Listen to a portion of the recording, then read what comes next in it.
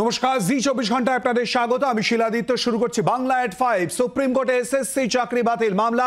একসঙ্গে এত মানুষের ভবিষ্যৎ জড়িত, সব দিক খতিয়ে দেখতে হবে। যোগ্য অযোগ্যদের আলাদা করা যায় কিনা তাও দেখা হবে, মন্তব্য সুপ্রিম কোর্টের। আর এই পুরো বিষয় নিয়ে বিস্তারিত তথ্য জানবো। সঙ্গে রয়েছে আমাদের প্রতিনিধি রাজীব চক্রবর্তী। রাজীব, সুপ্রিম কোর্টের পর্যবেক্ষণ মূলত ঠিক কি?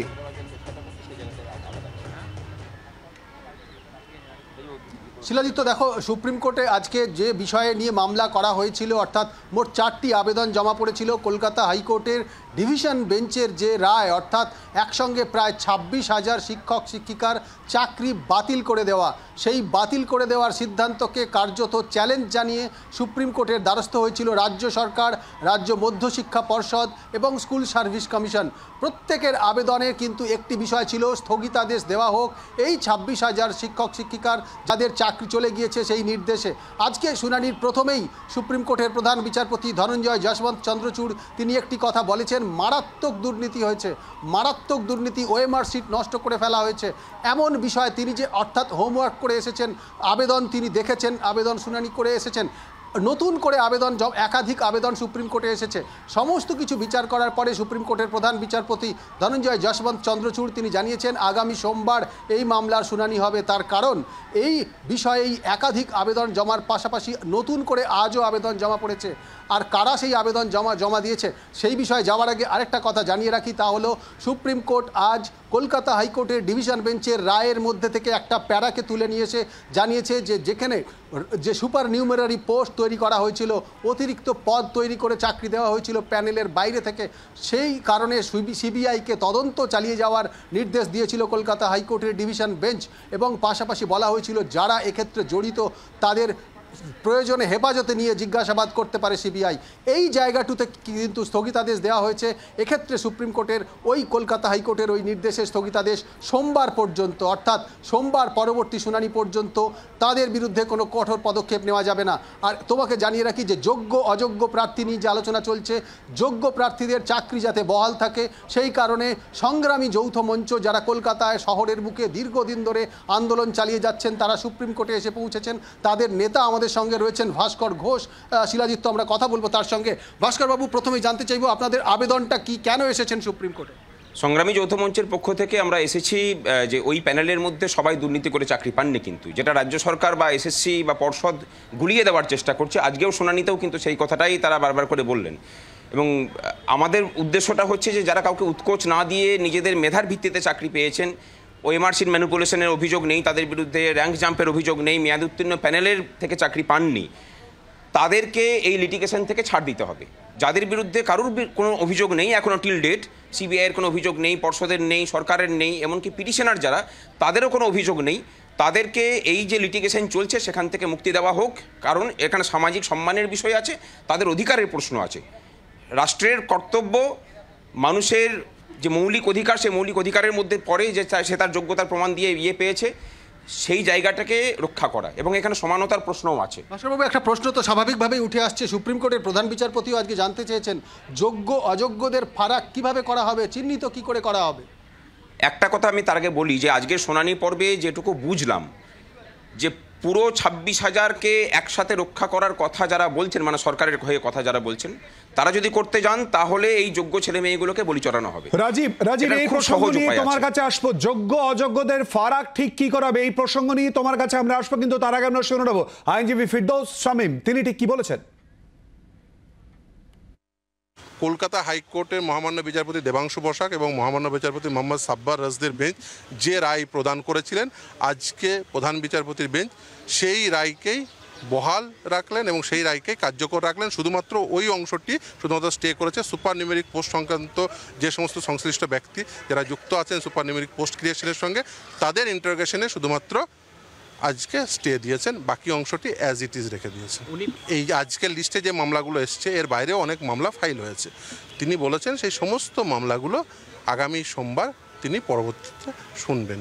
এসএসসিকে বলেছিলেন যে যোগ্য এবং অযোগ্য প্রার্থীদের একেবারে নির্দিষ্টভাবে তথ্য দিতে, এসএসসি বারবার সেটা দিতে ব্যর্থ হয়েছেন। শুধু তাই নয়, দেখুন tainted candidate and non tainted candidate এগুলো বিভিন্ন ইস্যুর উপর নির্ভর করে। যেমন ধরুন এখানে রুলসের সঠিকভাবে আর এবার যেদিকে নজর রাখবো, সঙ্গে রয়েছে টেলিফোনে আমাদের প্রতিনিধি অর্ণবাংশ নিয়োগী। সুপার নিউমারারি পোস্ট ঠিক কি উল্লেখ করা হয় অর্ণবাংশ? দেখো, সেটা হচ্ছে আজকে সুপ্রিম কোর্টে আজকে বিচারপতি তিনি এই বলেন যে সুপার নিউমারিক পোস্ট নিয়ে সিবিআই কে ইনকোয়ারি করতে দেওয়া হয়েছে, এটা নির্দেশনামা কথা উল্লেখ করেন।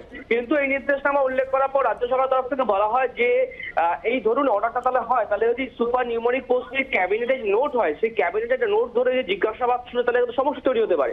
আর দ্বিতীয় হচ্ছে যদি সিবিআই কে এও লিবার্টি দেওয়া হয়েছে যে কাস্টডিতে নিয়ে জিজ্ঞাসাবাদ করা যেতে পারে, তাহলে এটা আরো একটি বড় সমস্যা। সে কারণে তারা চেয়েছিল স্টে, সেই স্টের পক্ষে কিন্তু আজকে সুপ্রিম কোর্টের রায় দিল প্রাথমিক পর্যায়ে সোমবার পর্যন্ত স্টে। অর্থাৎ সুপ্রিম কোর্টের এই স্টে হচ্ছে শুধু সুপার নিউমারিক পোস্ট নিয়ে সিবিআই ইনভেস্টিগেশন করতে পারবে না, অন্যদিকে যেটা আইনজীবীদের বক্তব্য, যেটা নিয়ে ইনভেস্টিগেশন চলছিল যোগ্য অযোগ্য ক্রিমিনাল পার্টটা, সেই পার্টটা কিন্তু ইনভেস্টিগেশন একদম থাকবে, বজায় থাকছে, তারা করতে পারবে। দ্বিতীয়ত হচ্ছে যে সুপার নিউমারিক পোস্ট ছাড়া আর কোনো বিষয়ে স্টে দেওয়া হয়নি, প্যানেল বাতিল নিয়ে কিন্তু কোনো স্টে দেওয়া হয়নি। অর্থাৎ প্যানেল কিন্তু এখন অব্দি কলকাতা হাইকোর্টের নির্দেশই বহাল থাকছে, কোনো প্যানেল বাতিল করা হয়নি। হ্যাঁ, সুপ্রিম কোর্ট আজকে প্রশ্ন তুললো যে দেখা যাচ্ছে ওই মার্কশিট আপনারা নষ্ট করে ফেলেছেন এবং তারপর স্ক্যান কপি নেই, মিরর ইমেজ আছে, আর এখন আপনারা বলুন তাহলে যোগ্য অযোগ্যকে আমরা ভাগ করব কিভাবে, এটাও কিন্তু বলা হয়। নাইসা যে সংস্থাকে দায়িত্ব দেওয়া হয়েছিল, সেই নাইসা সংস্থা নিজে না করে সেটা করার জন্য অন্য সংস্থাকে দায়িত্ব দিল, সেটা কিভাবে সম্ভব হলো, এসেতে জানতো না। অর্থাৎ যে পয়েন্টগুলোকে আদালত অবজারভেশন রেখেছিল যে দুর্নীতি হয়েছে, সেটাই কিন্তু আজকে সুপ্রিম কোর্ট প্রশ্ন তুলেছে। সেই কারণে কিন্তু প্যানেল বাতিলের উপর কোনো স্টে না দিল, শুধুমাত্র সুপার নিউমারিক পোস্ট নিয়ে ক্যাবিনেটের এগেইনস্টে ইনভেস্টিগেশনের উপর স্টে দিয়েছে প্রাইমারি পর্যায়ে, প্রাথমিক পর্যায়ে। ধন্যবাদ অর্ণবাংশ। কথা বললাম আমাদের প্রতিনিধি অর্ণবাংশ নিয়োগীর সঙ্গে। আমাদের সঙ্গে এই মুহূর্তে রয়েছে আমাদের দুই অতিথি, রয়েছেন তৃণমূল কংগ্রেস নেতা পার্থপ্রতিম রায় এবং রয়েছেন বিজেপি নেতা সুপ্রিয় ঘোষ। দুজনকেই স্বাগত। আর প্রথমেই পার্থদা আপনার কাছে আসবো। ইতিমধ্যে সুপ্রিম কোর্টের প্রধান বিচারপতির যে বক্তব্য, মারাত্মক দুর্নীতি হয়েছে, কি বলবেন আপনি? দেখুন, সুপ্রিম কোর্টের প্রধান বিচারপতি তার অবজারভেশনে বেশ কিছু বিষয়ে উল্লেখ করেছেন, আমরা সেগুলো আপনাদের সংবাদ মাধ্যমে জানতে পারলাম। কিন্তু আমাদের যে প্রশ্নটা থেকে যাচ্ছে সেটা নিশ্চিতভাবে সুপ্রিম কোর্ট সেই বিষয়টাকে বিবেচনা নিশ্চিত আগামীকাল সোমবার শুনানি শেষে সেটা করবেন যে যোগ্য অযোগ্য, এই যে যোগ্যরা যাতে বঞ্চিত না হয়। ওটা প্যানেলটা সবাই তো আর অযোগ্য নয়, বেশিরভাগই যেটা কথাতে উঠে আসছে সকলের, যে বেশিরভাগ শিক্ষকই যোগ্য। যেগুলো অতিরিক্ত পোস্ট তৈরি হয়েছে বা অন্যান্য কিছু বিষয়, সেগুলোর মধ্যে কিছু অসঙ্গতি থাকতে পারে, কিন্তু বাকি ক্ষেত্রটা সঙ্গতিপূর্ণ এবং শিক্ষকরা তাদের মেধার উপর ভিত্তি করে তারা নিয়োগটা পেয়েছে। তো স্বাভাবিকভাবে তারাও যদি এক পংক্তিতে পড়ে, সেটা অত্যন্ত দুর্ভাগ্যজনক শুধু নয়, তাদের প্রতি অন্যায় বা অবিচার করা হবে। সেভাবে মহামান্য সুপ্রিম কোর্ট সেই বিষয়টি খতিয়ে দেখে বা আগামী সোমবার সেই পদক্ষেপ গ্রহণ করবে। কিন্তু পার্থপ্রতিম বাবু, অস্বস্তির জায়গা কি রয়ে গেল না, যেখানে প্রধান বিচারপতি সুপ্রিম কোর্টে তিনি বলছেন যে মারাত্মক দুর্নীতি হয়েছে? তিনি তো এটা তার অবজারভেশনে বলেছেন, আগামী দিন আরো বেশি বিষয়টা ক্লিয়ার হবে যে কি বিষয়গুলো রয়েছে। তাতে আমরা এটুকু বলতে পারি যে কোনো যোগ্য প্রার্থীর যাতে শিক্ষকের যাতে চাকরি না যায় সেটা এনশিওর করা হোক, এবং সেটা সব থেকে বেশি গুরুত্বপূর্ণ আজকের এই মুহূর্তে দাঁড়িয়ে। কিন্তু সেখানেও তো প্রশ্ন উঠছে, সেখানেও বলা হচ্ছে যে ফারাকটা কি করে করা হবে, যোগ্য অযোগ্য এই ফারাকটা কি করে তৈরি করা হবে, এটা নিয়েও তো প্রশ্ন রয়ে গেল, তাই নয় কি? আর নিশ্চিতভাবে সেটা রয়েছে, সেটার জন্যই তো আমাদের তদন্তকারী সংস্থারা রয়েছে, সেটার জন্য নিশ্চিতভাবে আদালত রয়েছে, তারা সঠিক বিচার যারা যারা প্রার্থী তাদেরকে দেবে, এবং এসএসসি যদি যেটা কোনো ভুল করেছে সেই ভুলটা ধরিয়ে দেওয়ার দায়িত্ব তো তদন্তকারী সংস্থার রয়েছে। তদন্তকারী সংস্থা শুধু রাজনৈতিক একটা উদ্দেশ্য প্রণীত তদন্তকে এগিয়ে নিয়ে যায়, তাহলে যে প্রত্যাশিত রায় মানুষ প্রত্যাশা করছে সেই জায়গায় পৌঁছানো সম্ভব না, বরং উল্টো ক্ষেত্রে যোগ্যরা বঞ্চিত হবে। এক্ষেত্রে তদন্তকারী সংস্থার ভূমিকা অত্যন্ত নিরপেক্ষ হওয়া প্রয়োজন, যেটা আমরা বরাবর বলে আসছিলাম। কোথাও একটা শুধুমাত্র রাজনৈতিক উদ্দেশ্য প্রণীত হয়ে তদন্তকে এগিয়ে নিয়ে যাওয়ার প্রয়াস হচ্ছে, এবং একটা পার্টে মহামান্য সুপ্রিম কোর্ট যে স্থগিতাদেশ দিয়েছে আমরা মনে করি সেটার একটা রিফ্লেকশন যে সিবিআই এর প্রতিও তারা যথেষ্ট ভরসা রাখতে পারছে না। সুপ্রিয় ঘোষ আমাদের সঙ্গে রয়েছে। সুপ্রিম কোর্টের প্রধান বিচারপতির এই যে বক্তব্য, মারাত্মক দুর্নীতি হয়েছে, পার্থপ্রতিম বাবু বলছিলেন যে পুরো বিষয় খতিয়ে দেখা হবে, যোগ্যরা যাতে চাকরি পায় সেদিকে নজর দেওয়া হবে। বিজেপির কি বক্তব্য? দেখুন, প্রথমে যেটা বলার সেটা হচ্ছে যে এই যে দুর্নীতি হয়েছে এটা তো আজকে এস্টাবলিশড হয়ে গেল। দুর্নীতি এটা যে হয়নি এটা প্রথম দিক থেকে সরকার এবং পর্ষদ থেকে শুরু করে একাধিকবার তারা প্রেস কনফারেন্সের মধ্যে হোক, নেতা মন্ত্রী হোক, মুখ্যমন্ত্রী স্বয়ং এই কথা বলেছেন কোনো দুর্নীতি হয়নি, আমাদেরকে চক্রান্ত করে ফাঁসিয়ে দেওয়ার কাজ চলছে। আজকে সুপ্রিম কোর্টের বেঞ্চ তারা প্রকাশ্যে এটা স্বীকার করলেন এবং তারা বলতে বাধ্য হলেন যে ভয়ঙ্কর রকমের দুর্নীতি হয়েছে। এটা গেল 1 নম্বর। 2 নম্বর হচ্ছে ভারতীয় জনতা পার্টির পক্ষ থেকে আমরা বারংবার একটা কথা বলে এসেছি যে আমরা কোনোভাবেই যোগ্য প্রার্থী যারা এর মধ্যে যারা নিজের শিক্ষা দীক্ষার মাধ্যমে কষ্ট করে এই চাকরিটা পেয়েছেন তাদের বিরুদ্ধে আমরা নই, তাদের নৈতিকভাবে তাদের সাথে আমরা রয়েছি এবং সাথে সাথেই আমাদের রাজ্য সভাপতি এটা বারবার করে বলেছেন, ডিক্লেয়ার করেছেন যদি কোনো আইনি সাহায্য তাদের প্রয়োজন হয় আমরা নিশ্চিতভাবেই তাদের পাশে দাঁড়াবো, এখনো সেই কথা বলছি। কিন্তু একটা ভয়ঙ্কর দুর্নীতি হয়েছে এবং দুর্নীতির জন্য যে সিস্টেমকে কেন্দ্র করে, যে সিস্টেমের মাধ্যমে তৃণমূল কংগ্রেসের নেতৃত্বাধীন সরকার এবং পর্ষদ আজকে তারা দায় এড়াতে পারেন না। আজকে এনারা প্রশ্ন করছেন যে কিভাবে যোগ্য প্রার্থী এবং অযোগ্য প্রার্থী এটা আমরা বিচার করব। আচ্ছা, সেদিন কিভাবে বিচার করেছিলেন যে কতজন প্রার্থী যোগ্য, আর আজকের যারা হচ্ছে এই যে ভয়ঙ্কর দুর্নীতির সাথে যুক্ত হয়ে যারা চাকরিটা পেয়েছেন সেটা কিভাবে সিলেকশন করেছিলেন? তাহলে সেই সিলেকশন দুর্নীতিগ্রস্তদের সাথে যদি আপনারা সিলেকশন করতে পারেন তাহলে এটাও আপনাদের নৈতিক কর্তব্য একজন রাজ্য সরকার এবং পর্ষদের মাধ্যমে যে আপনাদেরকে যোগ্য প্রার্থীদেরকে বেছে নিয়ে নৈতিক কর্তব্যের প্রসঙ্গ আসবে এই নিয়ে আলোচনায় আসবে, কিন্তু তার আগে শুনে নেব সুপ্রিম কোর্টের আজকের এই শুনানি তৃণমূল কংগ্রেসের সর্বভারতীয় সাধারণ সম্পাদক অভিষেক বন্দ্যোপাধ্যায় কি বলেছেন, অপরদিকে রাজ্য বিজেপির সভাপতি সুকান্ত মজুমদার কি বললেন শোনাবো। এই যে 25,000 লোকের চাকরি গেছে, সিপিএম এর বড় বড় নেতারা হাইকোর্টে মামলা করে মানুষের চাকরি, যোগ্যদের চাকরি কেড়ে নিয়েছে। আর সিপিএম এর দোসর হচ্ছে ভারতীয় জনতা পার্টি, তাদের সাগরেদের নাম হচ্ছে ভারতীয় জনতা পার্টি। একদিকে মমতা ব্যানার্জির সরকার চাকরি দিচ্ছে আর একদিকে সিপিএম আর বিজেপি চাকরি খাচ্ছে। সুপ্রিম কোর্টের যে অবজারভেশন, সেই অবজারভেশনের মধ্যে এটা উঠে এসেছে যে একটা বড় আকারের দুর্নীতি হয়েছে এবং এই প্রশ্নগুলো সুপ্রিম কোর্ট করেছে যে এই সুপার নিউমেরিক পোস্ট এর নতুন একটি শব্দবন্ধ সরকারি চাকরির ক্ষেত্রে আমরা দেখতে পেলাম। বাবু যেটাকে বাংলায় বলেছেন ব্যতিক্রমী চাকরি, এই নতুন শব্দবন্ধ যে উঠে এসেছে এবং এত বড় এটা একটা করাপশন, সেটা সুপ্রিম কোর্টের সামনে গেছে। আমার বিশ্বাস যে এর আগে যেভাবে হরিয়ানাতে ওম প্রকাশ চৌটালা এবং তার পরিবার এইভাবে চাকরি বিক্রি করে জেলে গেছিল, সেইভাবে পশ্চিমবঙ্গের মুখ্যমন্ত্রীও আজ না হয় কাল জেলে যাবেন। আর এই মামলার অন্যতম আইনজীবী বিকাশ রঞ্জন ভট্টাচার্য তিনি কি বলেছেন শোনাবো। স্থগিতাদেশ দেওয়া হয়নি, শুধু বলেছে সিবিআই এর যে তদন্ত করতে বলেছিল ক্যাবিনেট মেম্বারদের বিরুদ্ধে, তাদের বিরুদ্ধে কোনো কড়া ব্যবস্থা নেওয়া যাবে না।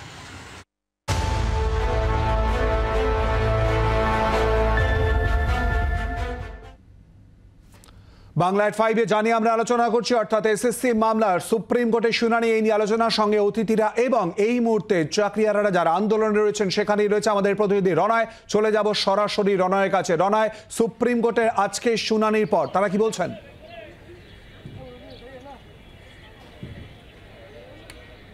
দেখো শিলাদিত্য, 25,753 জনের চাকরি গিয়েছে, 1 সপ্তাহ হতে চললো তারা চাকরি হারা। সুপ্রিম কোর্টের দিকে তাদের নজর ছিল। মালদার এক বাসিন্দা রয়েছেন, আপনি গ্রুপ ডিতে ছিলেন। হ্যাঁ, আজকে যে সুপ্রিম কোর্ট যেটা বললো, যে ঘোষণা, যে রায় দিল, শুনলেন আপনি কি? আমি শুনেছি, তো পুরোটা রায় ঠিকমতো হয়নি। আমি 2016 ক্যান্ডিডেট, 18তে চাকরি পেয়েছি। এখন চাকরি যদি চলে যায় তাহলে আমার সংসার কীভাবে চলবে? আমি এসসি ক্যান্ডিডেট, তো 28 সালে চাকরি কি চলে গেলে কিভাবে সংসার চলবে? আরেকজন চাকরি প্রার্থী রয়েছেন, আজকে কি বলবেন এই রায় নিয়ে? আইনের প্রতি শ্রদ্ধাশীল, দুর্নীতিগ্রস্ত এসএসসি একদল দুর্নীতিগ্রস্ত শিক্ষক শিক্ষিকাকে আড়াল করার জন্য আমরা যারা যোগ্য নিজের মেধায় চাকরি পেয়েছি, আমাদেরকে বলি চড়িয়েছে। হাইকোর্টের রায়েও সেটা একেবারে পরিষ্কার যে যারা দুর্নীতির সুবিধা নিয়ে চাকরি পেয়েছে তাদের মাথাদের ধরার কথা বলেছেন দেশের সুপ্রিম কোর্ট। তার দ্বারা পরিষ্কার যে আসলে দুর্নীতি হয়েছে এবং এসএসসির যে চেয়ারম্যান বর্তমানে যিনি রয়েছেন তিনিও তো একটা সংখ্যা দিয়ে বলেছেন যে এই সংখ্যার দুর্নীতি হয়েছে। চাকরিহারাদের বক্তব্য আমাদের প্রতিনিধি রণয় তুলে ধরছে। আমাদের অতিথিদের কাছে চলে যাব। সুপ্রিয়, ইতিমধ্যেই যে প্রশ্নটা হচ্ছে, একদিকে তো সুপ্রিম কোর্টের মামলা চলছে, অপরদিকে কিন্তু রাজনৈতিক দিক থেকে আক্রমণ করাচ্ছে বিজেপির দিকে। তাদের অভিযোগ চাকরি খেকো বলে অভিযোগ করাচ্ছে সরাসরি। কি বলবেন?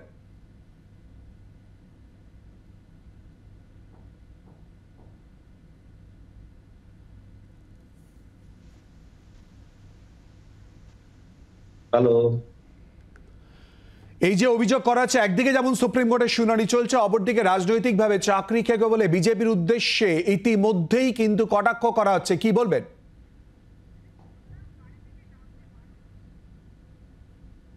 লক্ষ্যে এত মানুষের চাকরি যাওয়া কখনোই কাঙ্ক্ষিত নয়। নিশ্চিতভাবে দুর্নীতি হয়ে থাকলে সে দুর্নীতি একদম তদন্ত করে কারা দুর্নীতিগ্রস্ত বা কারা দুর্নীতি সঙ্গে জড়িয়ে চাকরি নিয়েছে তাদেরকে খুঁজে বের করে শাস্তি দেওয়া হোক। কিন্তু 1,26,000 কে একসঙ্গে যদি একই পংক্তিতে ফেলা হয় সেটা শুধু দুর্ভাগ্যজনক নয়, একটা অবিচার করা হবে। আমরা আইনের প্রতি আস্থাশীল এবং আমরা বিশ্বাস রাখি যে মহামান্য সুপ্রিম কোর্ট যথাযোগ্য বিচার বিশ্লেষণ করে তিনি রায় দেবেন এবং নিশ্চিতভাবে যে তদন্তকারী সংস্থা সেইভাবেই তারা দায়িত্ব নিয়ে বাছাই করে কোন ক্ষেত্রে দুর্নীতি হয়েছে, কারা দুর্নীতিগ্রস্ত সবটাই খুঁজে বার করবেন। কিন্তু এর মধ্যে শুধুমাত্র রাজনীতি খুঁজতে গিয়ে শুধুমাত্র এই সমস্ত যোগ্য মানুষদের ভিন্ডিকেটিভ করবেন না, এটা আমরা বিশ্বাস রাখি। কিন্তু পার্থপ্রতিম বাবু দায় কি এড়াতে পারেন? দেখুন, এখন দায়িত্বর থেকে বেশি হলো কেউ যাতে কখনোই বঞ্চিত না হয়, এই জায়গাটা বেশি গুরুত্বপূর্ণ হয়ে দাঁড়িয়েছে। নিশ্চিতভাবে যে প্রশ্নগুলো উঠেছে যে দুর্নীতি হয়েছে বলে তদন্ত হচ্ছে, তদন্ত করে আরো ক্লিয়ার করা হোক, মানুষের সামনে স্পষ্ট করা হোক দুর্নীতিটা কিভাবে হয়েছে। সুপ্রিয়, তৃণমূলের তরফ থেকে বলা হচ্ছে যে দুর্নীতি হয়ে থাকলে সামনে আসুক, তদন্ত হোক। কি বলবেন খুব সংক্ষেপে?